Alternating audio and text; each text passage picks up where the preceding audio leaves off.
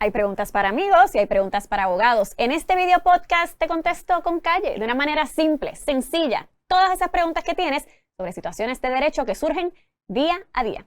Yo soy la licenciada Vivian Santiago Trinidad y esto es Abogados con Calle.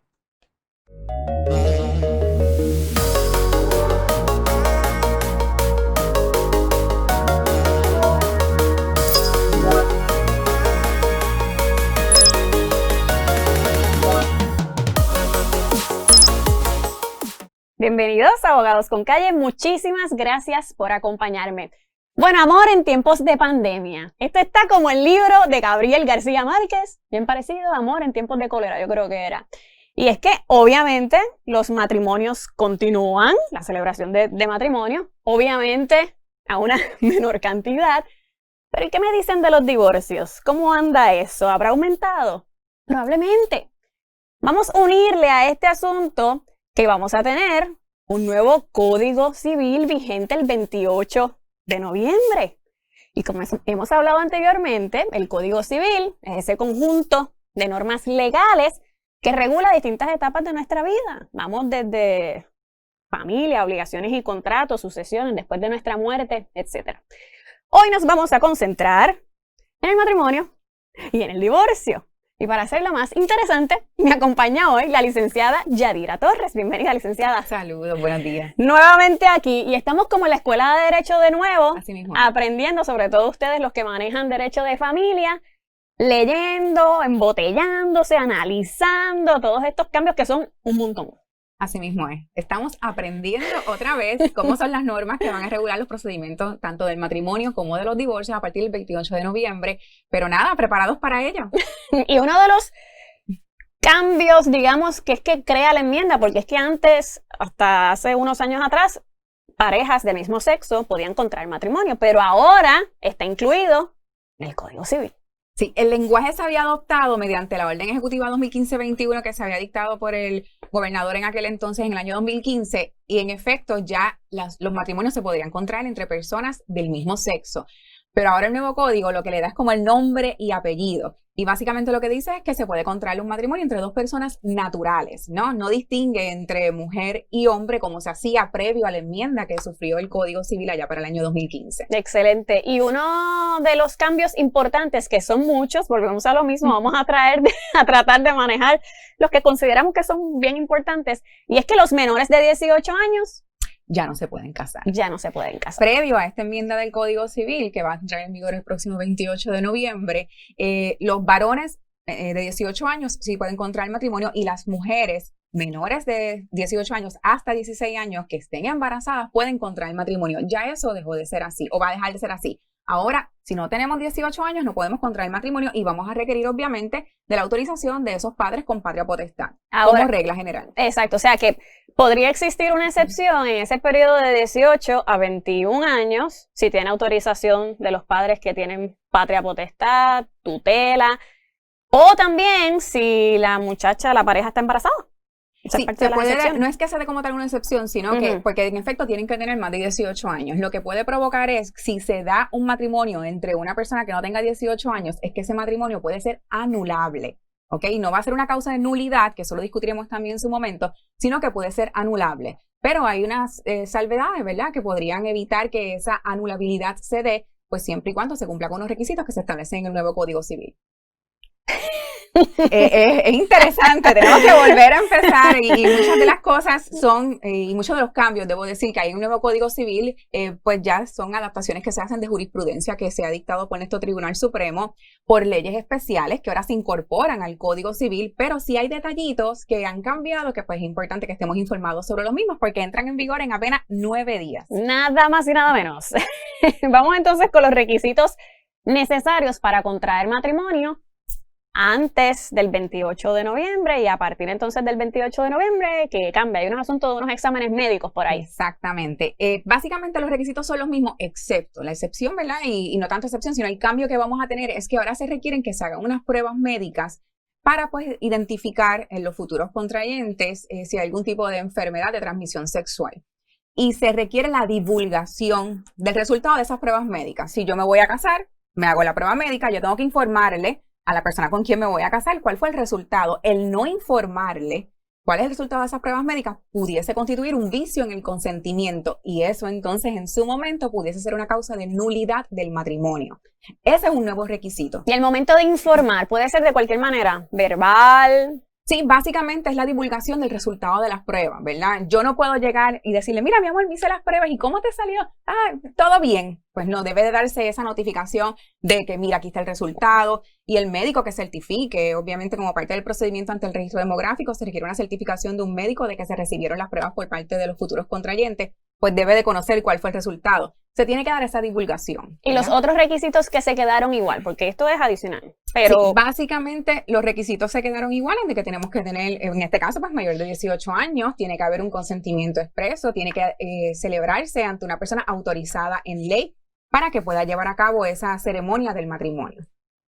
Y ahora, digo, hasta hace ya un tiempito, los notarios, abogados notarios también pueden participar de la celebración, están autorizados en este proceso de los matrimonios. Es correcto. Hace un tiempo, mediante legislación especial, se faculta a los notarios para que hagan celebración de matrimonio. Otra de las enmiendas que tiene el nuevo Código Civil para efectos de quienes están autorizados a celebrar el matrimonio es que incluye a los jueces del Tribunal de Apelaciones del Circuito, en este caso el que nos corresponde a nosotros de Boston, ¿no? Uh-huh. Que ese renglón o esa persona no estaba antes identificada como parte de las personas autorizadas a celebrar matrimonio. O sea, ¿Y les interesa a ella? Sabremos, tenemos un nuevo juez ahora, ¿verdad? Se acaba de nombrar un nuevo juez para el distrito apelativo, en este caso para el circuito de Boston, en puertorriqueño, así que vamos a ver si en algún momento este es celebrante de alguna boda en nuestra jurisdicción. Y cuando hablamos, bien importante, los derechos y obligaciones ya de esa pareja. Antes había una visión más patriarcal, que el hombre era el patriarcado, ¿verdad? El que estaba encargado de tomar decisiones, de representación, etcétera. ¿Cómo cambia ahora e incluye todos estos cambios que hemos tenido a través de las opiniones también del Tribunal Supremo, etcétera, en cuanto a esto de los derechos y obligaciones? Pues básicamente lo que cambia es el lenguaje, ¿verdad? Y lo que establece es que es un lenguaje que va a verse en distintas áreas del Código Civil, no tan solo en el área de derecho de familia, es el lenguaje de la equidad, el lenguaje de igualdad, ¿verdad? Por eso es que hablamos de personas naturales, ya no se habla de marido, ni de esposa, ni de mujer, se habla de personas naturales. Y básicamente es una igualdad de los cónyuges. El código en este caso lo que establece es que ambos tienen los mismos derechos y obligaciones en el matrimonio, ¿ok? Y por ejemplo, si yo tengo una propiedad y quiero alquilarla, y estoy casada, cualquiera de los dos puede entonces participar de ese contrato de arrendamiento. Sí, bien importante, se tiene que haber dado una autorización, ¿verdad? Y en este caso la representación de ese cónyuge en un contrato de arrendamiento o en un contrato para un acto de administración, básicamente, de bienes que le pertenezcan a la sociedad legal de gananciales, porque hacemos un paréntesis, si es un bien privativo de uno de los cónyuges, pues no se va a requerir la autorización o la representación de la otra parte, ¿no? Pues siempre y cuando se haya dado una autorización expresa, explícita, pues va a ser válida el que una sola de las partes comparezca. No nos podemos atribuir, ¿verdad? Esa representación previo en el Código de 1930 era una presunción. Ahora no es una presunción. Ahora claramente se establece que un cónyuge no se puede atribuir la representación del otro sin que se le haya conferido expresamente, dice el código, al representado. Esto ya sea por autoridad o por disposición de ley. Y volvemos a lo mismo, aquí no hay un asunto, digo, con esas excepciones que acabas de mencionar, no tiene que haber un papelito por escrito dejando saber, mira, sí, puedes tomar decisiones sobre esta propiedad que los dos tenemos, que nos pertenece a los dos. Pero debiera de haber, o sea, debiera de existir ese documento y pudiese ser un poder, por ejemplo, para que se dé esa representación, esa autoridad de representar, porque volvemos, ya no es una presunción. Ahora esa autoridad para representar una de las partes tiene que ser, como bien dice el código, conferida expresamente. Sí, que si podemos hacer más, ¿por qué no? Claro. Para evitar las controversias. Y esto es algo que también el código, las enmiendas que ha sufrido el código, y lo vamos a notar en muchas de las áreas, es mucho más claro. Se definen mucho los términos, siempre estamos hablando de medidas cautelares, ¿sabes? El legislador buscó cómo evitar problemas en las distintas áreas que atiende el código, y en este caso en específico con relación a la representación, pues ya no es una presunción, ahora se requiere esa autoridad expresamente conferida. Y ahora del amor, vamos al divorcio. Que El esto, divorcio. mira, en este proceso de pandemia, yo te digo que a mí me encantaría escuchar las novelas de las parejas. Hay muy buenas novelas, hay muy buenas novelas. Hay material para hacer muchas películas también. Sí, porque yo estoy segura que esta convivencia 24/7 ha sido un poco complicada. Es el efecto también que tuvimos con el huracán María, ¿verdad? Son situaciones de vida que en efecto provocan que las partes pues se sometan a procedimientos de prueba, básicamente. Pero, pues, un periodo probatorio. El resultado de esas pruebas muchas veces es incluso pues, la disolución del matrimonio, que con las enmiendas que el Código Civil pues tiene, que entran en efecto el próximo 28 de noviembre. Se eliminaron las causales. Se eliminan las causales y podemos disolver el matrimonio, ya sea un procedimiento judicial o ante notario, que ya lo estamos haciendo actualmente, pero ahora se incorpora esa legislación especial como parte del texto del nuevo Código Civil. Para que la gente sepa, disculpa que te interrumpa, brevemente, las causales, las que eran antes, que vamos a tener hasta el 28.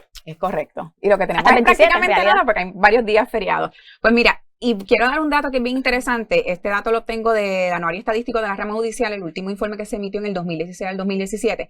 En ese año se concedieron 10.506 divorcios. De esos 10.506 divorcios, por abandono, causal que todavía tenemos, 16 divorcios. Adulterio, 7 divorcios. Consentimiento mutuo, 4.532 divorcios concedidos. Comisión de delito grave, 3 divorcios. Ruptura irreparable, 5.150 divorcios, separación 742 divorcios y trato cruel se concedieron 56 divorcios. Esa estadística claramente comprueba que lo que hizo el legislador es lo correcto. Tenemos dos causales que son las más utilizadas por nuestra sociedad. Estamos hablando que para un año 2016-2017, pues, solamente de los 10.000 divorcios, casi más del 50%, mucho más del 50% le corresponde a las dos causales que se preservan. Eliminamos todas las demás, ya no nos podemos divorciar ni por abandono, ni por adulterio, ni por trato cruel, separación, ni abandono, y las otras que también están contenidas en el código actualmente. Y ahora tenemos solamente ruptura irreparable y el consentimiento mutuo. Y eso va como más inclinado a la protección de este derecho a la intimidad, en realidad, de las parejas. Y volvemos a lo mismo, también se puede hacer ante notario.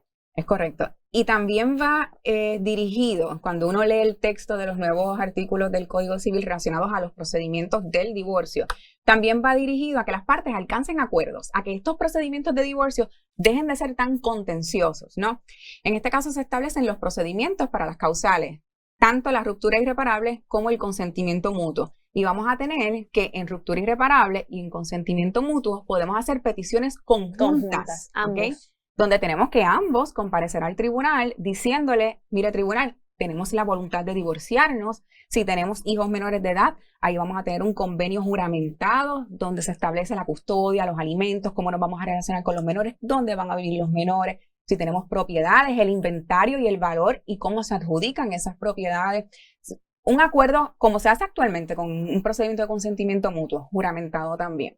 En el caso de la ruptura irreparable, también hacemos esa petición conjunta, juramentada, y ahí no tenemos que divulgar, obviamente porque no es parte de ese proceso, no tenemos que establecer los acuerdos de cómo vamos a liquidar la sociedad legal de gananciales si ese es el régimen económico que eligió el matrimonio.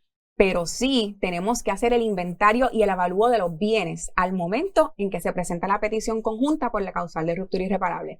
Y eso es súper positivo, porque en la vida, en la práctica, nosotros nos divorciamos y a veces pasan años, ¿verdad? Cuando nos divorciamos por la causal de ruptura irreparable, que en ese proceso no se atienden los asuntos económicos del matrimonio, a veces pasan años en lo que liquidamos los bienes que le pertenecían a ese matrimonio. Y en esos años pasan muchas cosas con los bienes. Claro. O desaparecen, o lo que fuese. Entonces, el hecho de que ahora tengamos que incluir como parte de esa petición conjunta ese inventario y avalúo, aunque no estamos liquidando esa sociedad legal de gananciales, o no estamos liquidando, debo decir, el régimen económico que existió en el matrimonio, pero consta que al momento del divorcio esto era lo que había y esto era lo que valía. De que eso es positivo. Y en el caso de ruptura irreparable, obviamente tenemos el escenario de petición conjunta, pero puede ser también que una parte no quiera divorciarse y la otra sí, y aún así puede divorciarse. Claro, como lo hacemos al día de hoy.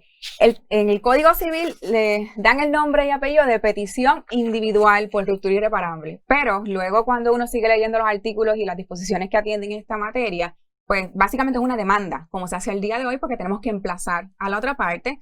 La otra parte tiene un término para contestar esa demanda y pues con la celebración de la vista posteriormente. De igual forma, también tiene que ser juramentada, aunque es una petición individual. Y bien importante, como sucede al día de hoy también, que la gente no piensa que tenemos unos cambios tan radicales, aun cuando iniciemos un procedimiento de petición individual por la causal de ruptura irreparable, en el transcurso del caso, si las partes logran alcanzar acuerdos, podemos hacer una conversión a una petición conjunta, ya sea de ruptura irreparable o de consentimiento mutuo. Sí, que se está promoviendo en realidad llegar a acuerdos. Definitivamente. Y evitar que esto, ¿verdad? Aumente la cantidad de tiempo en los tribunales. Vemos que los casos obviamente toman un montón de tiempo. No, definitivamente el lenguaje de los artículos que atienden la materia de divorcio en el nuevo Código Civil definitivamente promueven que las partes alcancen acuerdos, promueven la protección de los bienes, promueven la protección de la familia. O sea, son cambios muy positivos en la materia, al menos, ¿verdad? Esa es mi percepción viendo cómo día a día se maneja en esta rama del derecho. Son cambios muy positivos para la rama de familias, definitivamente. Pues licenciada, muchísimas gracias por darnos este pequeñito resumen de 2 o 3 cositas importantes. Obviamente vamos a estar después hablando de las capitulaciones, vamos a estar hablando de las pensiones, que son temas, así que nos tenemos que ver próximamente. Claro que sí. Recuerde que todo lo discutido en este video podcast no puede ser considerado una opinión legal y que usted debe consultar con su abogado de preferencia. De igual modo, recuerde seguirnos en las redes sociales. Yo soy la licenciada Vivian Santiago Trinidad y esto fue Abogados con Calle. Chao.